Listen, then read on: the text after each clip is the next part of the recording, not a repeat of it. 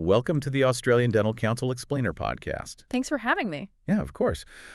Before we really get into the weeds today, I just need to clearly state right up front that this content is it's purely educational. It is absolutely not a commercial endorsement of any products or materials we might end up mentioning. Right, exactly. It's just for building clinical reasoning. Exactly.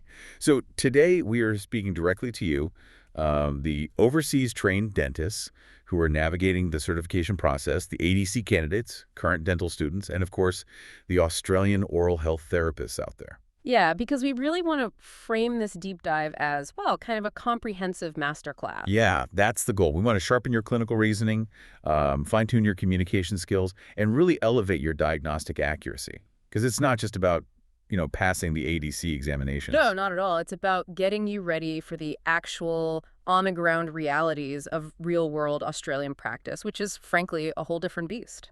It really is. And to do that, we are drawing heavily from some absolute gold standards in dental literature. We're looking closely at the ADC communication task document, specifically the old scenarios. Right. Those are invaluable. And we are extensively referencing Odell's Clinical Problem Solving in Dentistry. So we're pulling from the 3rd, 4th, and 5th editions, edited by Professor Avijit Banerjee and Dr. Selvam Tavaraj. Which is, I mean, the Odell series is just foundational. It doesn't just list facts for you to memorize. It actually forces you to, well, reorganize your knowledge under pressure, which is what clinical practice is all about. Yeah.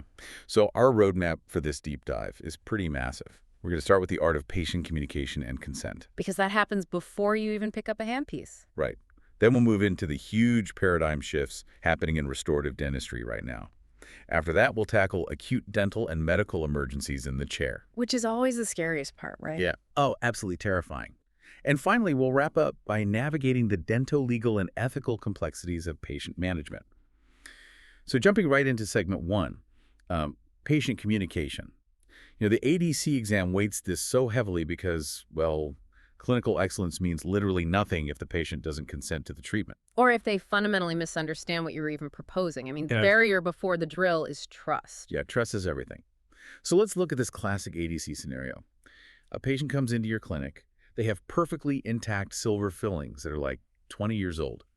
The margins are sealed, no visible cracks, no radiographic decay. Just a structurally perfect, albeit old, restoration. Exactly. But the patient sits down and says, I want all these silver fillings replaced with white fillings. And, maybe it's purely for aesthetics, or maybe a naturopath told them the mercury is poisoning them. The very first hurdle the ADC sets up here is just the vocabulary you use. Right. You have to immediately de-jargonize your language. The notes are so strict about this, they say you must use terms like silver fillings. You are strictly not supposed to use the word amalgam. Why is that such a big deal? I mean, amalgam is just the correct term, right? It is the scientific term, yeah. But think about the psychology of the patient sitting there. If they're anxious, especially if they've been reading misinformation online about heavy metal toxicity, using clinical jargon like amalgam creates this immediate barrier. Oh, I see. It's like you're talking down to them. Exactly. It reinforces this power dynamic where you're the authoritative scientist and they're just the uneducated subject. By using simple terms like silver fillings or white fillings, you establish a collaborative vocabulary. You're sitting beside them, not talking at them. That makes total sense. Okay. So vocabulary is leveled, but the clinical stance in the scenario is very firm. We don't routinely replace intact silver fillings, period. Right, because you have to balance empathy with evidence-based practice. Dental amalgam is, frankly, an incredibly reliable material. The corrosion products actually help seal the margins over time. Which is wild to think about, that rust essentially seals the tooth. Yeah, it's a great biological mechanism. So the critical point you have to communicate to the patient is the biological cost of taking it out. Because patients think replacing a filling is like, I don't know, popping out a Lego brick. Yeah, just snap a new white one in. Easy. But you can't just dissolve it. You have to use a high-speed burr. And as you drill away that old metal, it's basically impossible not to remove some surrounding healthy tooth structure. So you're making the hole bigger no matter what. Exactly. And more importantly, you're dealing with dentinal tubules. Dentin isn't solid. It's full of fluid and the tiny extensions of the nerve cells. The heat and vibration from the drill transmit directly to the dental pulp. So you are severely stressing the nerve, just for an aesthetic upgrade. Right. You run a very real risk of causing irreversible pulpitis. So they come in wanting a prettier smile, and a month later, they're in agony needing a root canal or an extraction. But wait, let me push back on this because this brings up the whole autonomy versus paternalism debate. If I'm the patient and I'm genuinely terrified of mercury-like, I am losing sleep over it. Aren't you violating my bodily autonomy by refusing to take it out? I mean, if I say, I understand the risk to the nerve, but I still insist, how hard should the clinician really refuse? That is the exact ethical crux of this scenario. Yes, autonomy is paramount.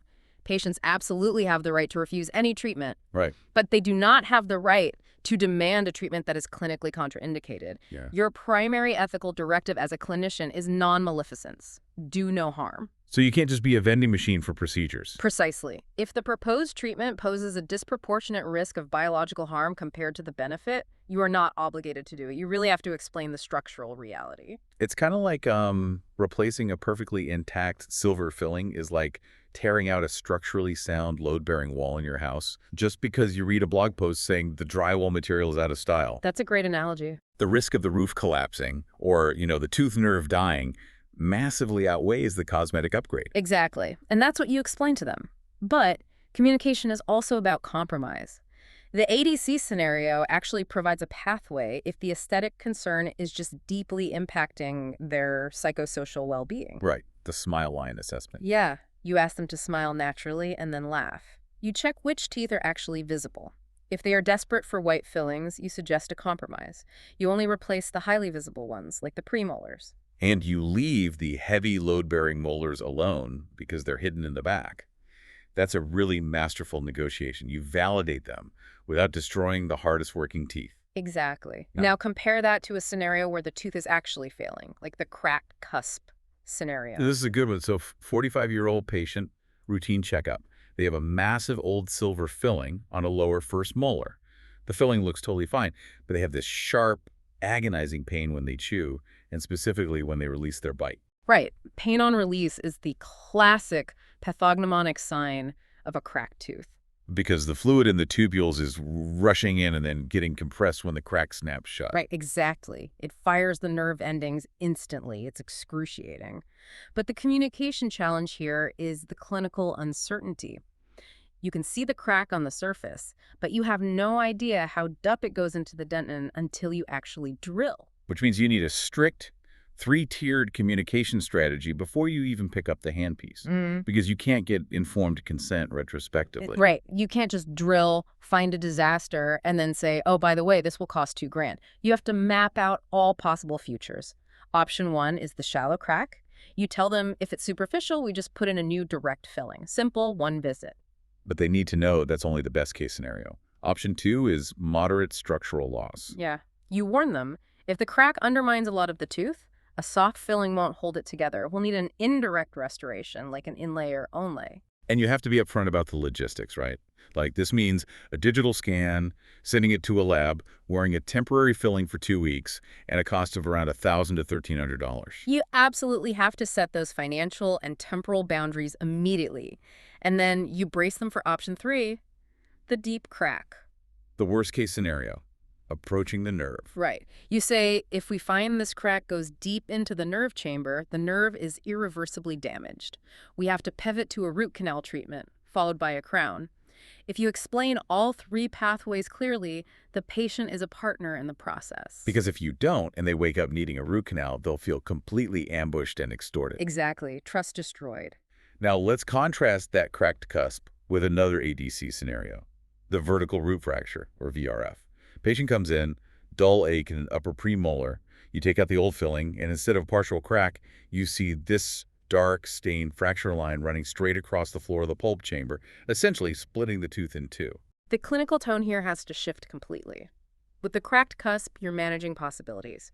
With a true VRF, the biological reality is absolute. The tooth is done. Right. A split root is basically a superhighway for bacteria straight into the jawbone. You can't glue a wet, mobile socket back together. Yeah.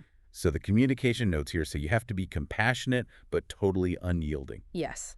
You must look them in the eye and say, I am so sorry, but the tooth has split in half and extraction is the only option. No heroic dentistry here. None.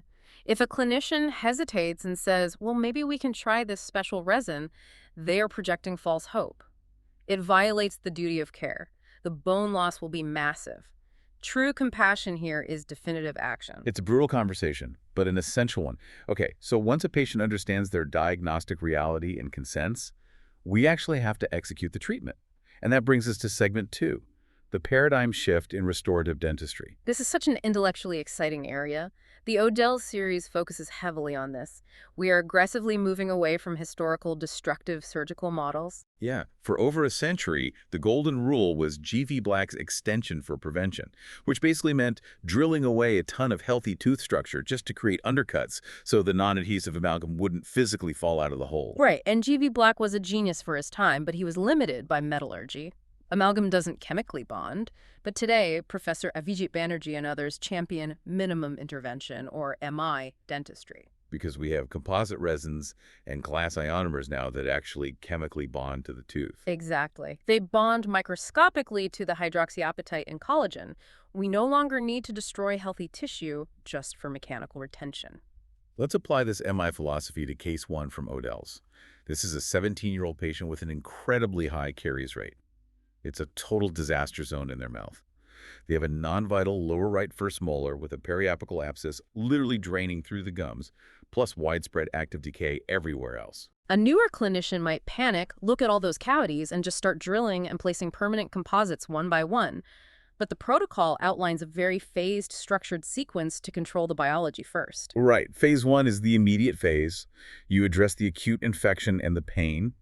You open up that abscess molar, establish drainage, and irrigate the canals with sodium hypochlorite. Which is crucial because sodium hypochlorite actively dissolves the necrotic pulpal tissue feeding the infection. And then you seal it with a very specific temporary restoration, like zinc oxide eugenol like calzinol, or a polycarboxylate cement like poly-F.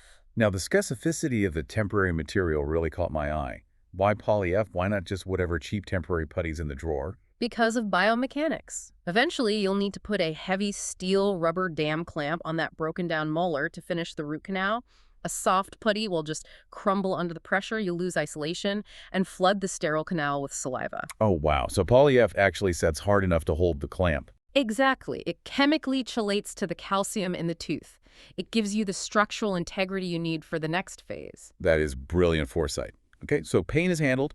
Phase 2, the stabilization phase. The text says to systematically just scoop out the gross caries by quadrants and place provisional glass ionomer seals.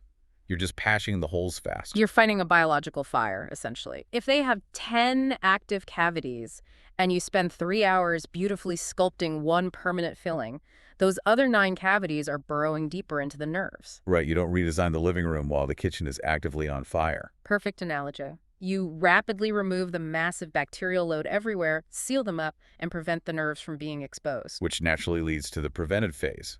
You have to figure out why this 17-year-old's mouth is self-destructing. The protocol calls for dietary analysis. And here's what fascinated me. Asking for a 24-hour dietary recall is considered fundamentally flawed. You have to get a 3-day diet diary. Yes. The 24-hour recall fails because of human psychology. If I ask you what you ate yesterday, you might genuinely forget the 3 sugary sodas, or you might intentionally lie because you feel judged. Yeah, totally. A 3-day diary, 2 weekdays, and 1 weekend day gives you a much more accurate behavioral net. But more importantly, you aren't just looking at the total volume of sugar, you are analyzing the biochemistry of the Stephan curve. The Stephan curve, this is all about the frequency of sugar attacks, isn't it? Exactly. Every time sucrose enters the mouth, bacteria metabolize it into lactic acid. The pH drops below 5.5, which is the threshold where enamel starts to dissolve. And it takes saliva, what, like 20 to 40 minutes to neutralize that acid and bring the pH back up? Right. So if a patient drinks a large soda in 10 minutes, the teeth suffer one acid attack and then recover. But if they sip that same soda continuously over a 4-hour gaming session, the pH never recovers. The teeth are in a constant state of dissolving. Wow. And only after you fix that behavior do you enter the permanent phase of placing the final aesthetic restorations. It's a masterclass in staging. Now, MI dentistry isn't just for new decay. It's vital for managing old, failing fillings. Let's get into the 5 R's framework. This is one of the most vital paradigms for preventing the restorative spiral. Yeah, the restorative spiral.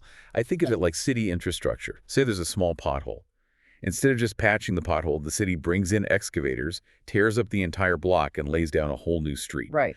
If they do that massive excavation, every single time a tiny crack appears, eventually they're going to smash the deep structural water mains buried underneath. That is exactly what happens to a tooth. Every time you completely drill out an old filling, you inevitably widen the hole. A small cavity becomes medium, then large. Eventually, you drill so deep, you hit the water main, the dental pulp. The nerve gets inflamed, needs a root canal, the tooth weakens, fractures, and gets extracted, all from aggressive replacement. Precisely. So the 5 R's interrupt that spiral. Step 1, review. This is active monitoring of stable restorations with minor, non-acarious defects, like a cosmetic stain on the margin of a composite. You don't fire up the drill for a stain if the seal is perfectly hard and intact, you just watch it. Step 2, reseal. This is for a localized, microscopic, marginal gap or ditch, but no deep active decay. You just clean the ditch, maybe with air abrasion, etch it, and flow an unfilled resin sealant right over the defect. You're physically cutting off the bacteria inside from their sugar source. Step 3, refurbish. Physical recontouring. If an old amalgam has a sharp, overhanging ledge that tears the patient's floss and causes gingivitis, you don't replace the whole filling. You use a finishing burr to polish it smooth so they can keep it clean. It extends the life of the filling by years. Step 4, repair. This one feels huge. It is a profound MI concept. If a patient has a massive composite filling and just a tiny corner chips off, historically a dentist would drill out the entire massive filling to fix it. Under the repair protocol, you only prepare the chipped area, use a Silane coupling agent, and bond new composite directly to the defect. You save 90% of the perfectly good original material. And finally, step 5, replace. Complete replacement is strictly the absolute last resort, only when there's massive secondary caries undermining the whole thing or a bulk fracture. Let me push back on the reviewing and resealing parts, though. I can imagine older clinicians hearing this and thinking, aren't you just kicking the can down the road? Aren't you just burying diseased tissue and delaying an inevitable massive failure? Does a tiny bit of sealant genuinely halt the disease? It's a fair question, and it was heavily debated, but the karyology research backing Odell's is definitive. Caries is an environmentally dependent disease. The bacteria need a continuous supply of fermentable carbohydrates to make acid. If you effectively reseal a margin, you completely entomb whatever dormant bacteria are trapped in there. You eliminate their microenvironment. Without access to sugars from the mouth, they can't metabolize, they can't produce acid, and the disease process completely stops. That's incredible. You're literally starving the pathogens without touching a drill. But of course, clinical reality is messy. Complications happen. Past treatments fail. Which brings us to segment 3, navigating clinical complications and diagnostic dilemmas. This is where the ADC exam really pushes you into deep differential diagnostic reasoning. You have to synthesize history, symptoms, and radiology. Case 65 from Odell's is perfect for this. Failed endodontic treatment. Patient has pain on biting, well localized on a tooth that already had a root canal. The nature of the pain is your first massive clue. A root-canaled tooth has no vital nerve. It can't feel cold or classic throbbing pain, but it's sitting in the periodontal ligament, which has proprioceptive nerves. Localized pain on biting strongly indicates acute inflammation and fluid pressure building up in the bone right at the tip of the root. So the question is, how did bacteria get all the way back down there? Well, the case notes give 2 big findings. First, the patient lost their temporary crown 4 months ago and never came back. Second, there's a fractured endodontic instrument left inside one of the canals. Let's talk about the lost temporary crown first. Coronal microleakage. It is catastrophic. A root canal filling gutta percha and sealer is not waterproof. If the top of the tooth is open, saliva bathes it constantly. Salivary esterase enzymes actively dissolve the endodontic sealer. Wow. Studies show that within about 90 days, bacteria can migrate all the way down the root and reinfect the bone. Since this patient was open for 4 months, the entire system is grossly contaminated. You must retreat the whole thing. Which brings us to the fractured instrument. How does a piece of metal just snap off inside a tooth? Modern files are nickel titanium, highly flexible. But as they rotate rapidly around severe curves in the root, the metal undergoes cyclic fatigue tension on the outside, compression on the inside. Eventually, the crystalline structure fails, and it snaps off. So if you're looking at that x-ray, how do you decide whether to try and fish that broken file out or just leave it? or pull the tooth? It comes down to 3D anatomy. If it's snapped high up in a straight part of the canal, you have line of sight. You can use a microscope and fine ultrasonic tips to vibrate it loose. But if it's wedged deep around a severe curve at the apex, trying to dig it out is incredibly dangerous. You'll just drill a hole out the side of the root, right? Exactly, will perforate the root and destroy the tooth. In that case, the standard of care is to try and bypass it with a fine hand file, clean around it, and just seal it into the final filling. If that fails, you're looking at apical surgery or extraction. And in this specific case 65, it gets worse. To even assess the tooth, they have to remove a cast metal post from the root using an ultrasonic scaler. How does that actually work? You can't just grab a post with pliers and pull, you'll split the root. An ultrasonic scaler generates high-frequency vibrations. When you touch it to the metal post, the vibrations travel through the metal and microscopically shatter the crystalline structure of the cement holding it. Like using sound waves to vibrate a rusted bolt loose. Exactly. But tragically, once they get the post out, in this case, they look inside and find a vertical root fracture. The structural integrity was gone, which means extraction. And that leads perfectly to complications after an extraction. Case 15, post-extraction pain. A healthy 36-year-old comes back a few days after having a lower molar pulled. Severe radiating pain keeping them awake. Painkillers aren't working. You have to differentiate between a common healing issue and a severe bone pathology, specifically localized alveolar osteitis, a dry socket, versus chronic osteomyelitis. How do you clinically separate those? A normal socket heals by filling with a blood clot. In a dry socket, there's a fibrinolytic breakdown of that clot. It dissolves or falls out, leaving the bony walls completely bare. Which exposes all the nerve endings to air and food. Agonizing, but localized. Right. Chronic osteomyelitis, on the other hand, is a deep, progressive bacterial infection of the medullary spaces in the jawbone itself. It cuts off blood supply, leading to dead bone fragments called sequestra. But the timeline and the X-ray rule out osteomyelitis here, according to the text. Precisely. Osteomyelitis usually involves predisposing factors like a compromised immune system or prior radiation. And it takes weeks of severe bone destruction before you see the classic patchy radiolucency on an X-ray. If a healthy patient has severe pain just 3 days post-extraction, the timeline points strictly to a dry socket. So you just irrigate it and pack it with a soothing eugenol dressing. Yeah. Okay, let's look at an upper jaw surgical complication, case 18. Oroantral fistula. You extract an upper molar, but the roots were protruding up into the maxillary sinus. The tooth comes out, and it leaves a direct hole between the mouth and the sinus cavity. It is incredibly stressful. The patient might literally drink water and have it come out their nose. The immediate management is critical. If the hole is small, you attempt primary closure suturing the gums securely over the socket. But you also have to prescribe antibiotics and, very specifically, nasal decongestants like ephedrine drops. Why decongestants for a hole in the mouth? Fluid dynamics. The sinus produces fluid, which normally drains through a tiny opening up high called the ostium into the nose. If the sinus gets inflamed from the trauma, the tissue swells and blocks that ostium. So the fluid has nowhere to go. Right. Pressure builds up massively, and since liquid can't be compressed, the pressure pushes down, blows out the sutures you just placed, and creates a permanent chronic fistula. The decongestants keep the nasal passages open so the sinus can drain naturally, protecting your surgical repair. That is fascinating.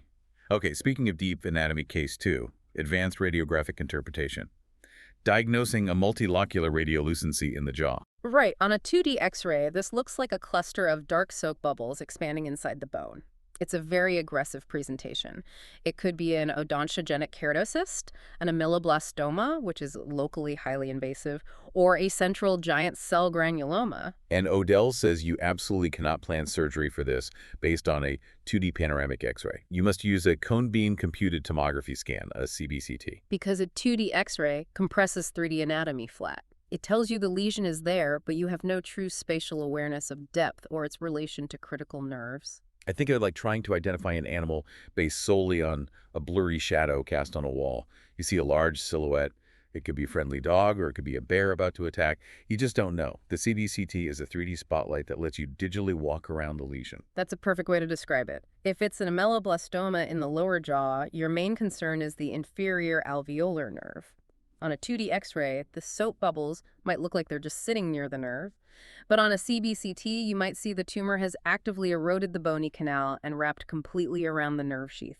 If a surgeon goes in blindly to scoop that out based on a 2D shadow, they will definitely sever the nerve, and the patient has permanent numbness in their lip and chin forever.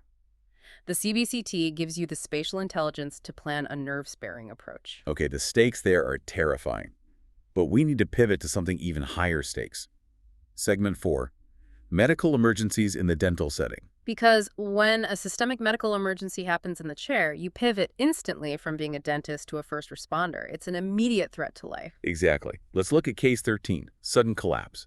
A 55-year-old male with severe dental anxiety. You give a standard local anesthetic injection. 20 minutes later, he gets breathless, complains of crushing chest pain, and slumps back in the chair, totally unresponsive. Your differential diagnosis has to be lightning fast. 3 main suspects. 1. Vasovagal syncope, a simple faint. The fear triggered his vagus nerve, blood pressure dropped, his brain lost oxygen, and he passed out. 2. A severe cardiac event, like a myocardial infarction. The stress caused a plaque in his coronary artery to rupture. Or 3. Anaphylaxis, a sudden massive allergic reaction. When they are unconscious and can't tell you what's wrong, how do you differentiate those 3? You read the physiology. If it's a simple faint, the pulse is very slow, skin is pale and clammy. Laying them flat usually revives them. If it's a heart attack, you remember that crushing chest pain, maybe a rapid or completely absent pulse. If it's anaphylaxis, you'll see profound facial swelling, a rapid weak pulse from vasodilation, and you might hear wheezing. But honestly, regardless of the cause, if they're unresponsive and not breathing normally, you immediately start basic life support, right? Absolutely non-negotiable. High-quality chest compressions to maintain cerebral perfusion until paramedics arrive. Your entire team must have the muscle memory for BLS. Let's look at another crisis. Case 22, hypoglycemia. A 55-year-old insulin-dependent diabetic. You're doing a long crown prep. Suddenly he gets distant, sweating profusely, slurring his speech. The pathophysiology here is critical. This crisis isn't actually caused by his diabetes disease process. It's caused by the pharmacology of the injected insulin he took that morning. Because normal pancreases stop releasing insulin when blood sugar drops, but injected insulin doesn't have an off switch. Exactly. It relentlessly pushes glucose out of his blood into his cells. But because he's in your chair for 2 hours, he missed his mid-morning snack. The injected insulin doesn't know that, so it dries his blood sugar down to lethal levels. And the brain is starving. Yes, the brain is an obligate glucose consumer. As it starves, you get the confusion and slowed speech. Meanwhile, his body dumps adrenaline to try and mobilize stored sugars, which causes the massive sweating and shaking. So intervention has to be immediate. If he's conscious, glucose drink. But if he passes out... You absolutely cannot put liquids in an unconscious person's mouth. They'll aspirate. You must give an intramuscular injection of glucagon. It forces the liver to rapidly convert stored glycogen back into glucose to rescue the brain. That is intense. Let's look at one more rapid emergency. Case 37, anaphylaxis. A 38-year-old has a severe reaction to lidocaine with adrenaline. You're looking for 2 massive systemic failures here. Profound bronchospasm. The airways constrict violently, causing wheezing and stridor, and massive capillary permeability. The blood vessels become leaky, blood pressure plummets, and the face and airway swell massively. And the universal protocol is the immediate intramuscular injection of adrenaline, like an EpiPen. Why is adrenaline the magic bullet? It acts on multiple receptors at once. Alpha-1 receptors cause profound vasoconstriction, which tightens the leaky vessels and drives blood pressure back up. Beta-1 stimulates the heart to pump harder. And crucially, beta-2 receptors in the lungs cause rapid bronchodilation, forcing the airways open so they can breathe. Okay, here's a very practical, high-stress question. Dental anxiety is so common. Patients hyperventilate all the time, just out of pure panic. How do you confidently distinguish between a harmless panic attack and the onset of lethal anaphylaxis? They both look like a terrified person gasping for air. It is incredibly difficult in the moment, but you have to look at the precise physiology. In hyperventilation, they are breathing rapidly and deeply, blowing off too much carbon dioxide. This makes the blood alkaline, causing calcium to bind to proteins, which leads to tetany, a distinct cramping and tingling in their fingers and lips. Their blood pressure usually remains stable or elevated. Okay, and contrast that with anaphylaxis. In anaphylaxis, they aren't just breathing fast. They have profound difficulty moving air at all. You hear harsh wheezing. Crucially, their blood pressure will catastrophically drop, leading to collapse. And you'll almost always see cutaneous signs like hives or visible swelling of the lips and tongue. Managing these requires protocols that operate faster than conscious thought. It's like if a fire drill. Yeah. When the alarm goes off, you don't read the manual. The response has to be pure muscle memory because your cognitive bandwidth shrinks during a crisis. Exactly. The whole dental team has to operate as one coordinated organism. Which brings us perfectly to our final segment, Segment 5, Vulnerable Populations, Professionalism and Dental Legal Practice, Managing Team Dynamics and the Psychology of Patient Care. Case 14, The Difficult Child, is a great example. Oh, managing a highly anxious 4-year-old requires immense psychological finesse. The worst thing you can do is physical coercion.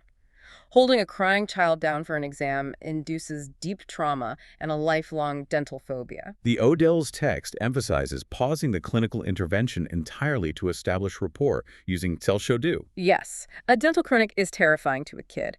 You de-escalate. You say, we are just going to count your teeth with this mirror. You show them the mirror, let them touch it, and you use the parent as an anchor. The kid doesn't have to sit alone in the big chair. They can sit on their mom's lap for a knee-to-knee exam. There's also a vital note about the culturally sensitive use of touch. It's a huge medico-legal point. Your instinct might be to pat a crying child's head to comfort them, but across different cultures or in cases of past trauma, touch can be deeply misconstrued.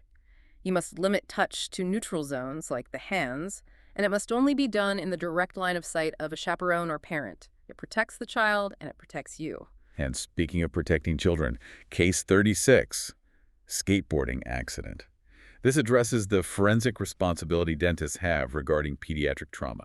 Right. You have to pivot from being purely a healer to a forensic observer. You must ask yourself, are the physical injuries I am seeing biologically consistent with the story the parent is telling me? If a parent says the kid just tripped on a skateboard, you expect fractured front teeth or teeth pushed back into the bone. Exactly.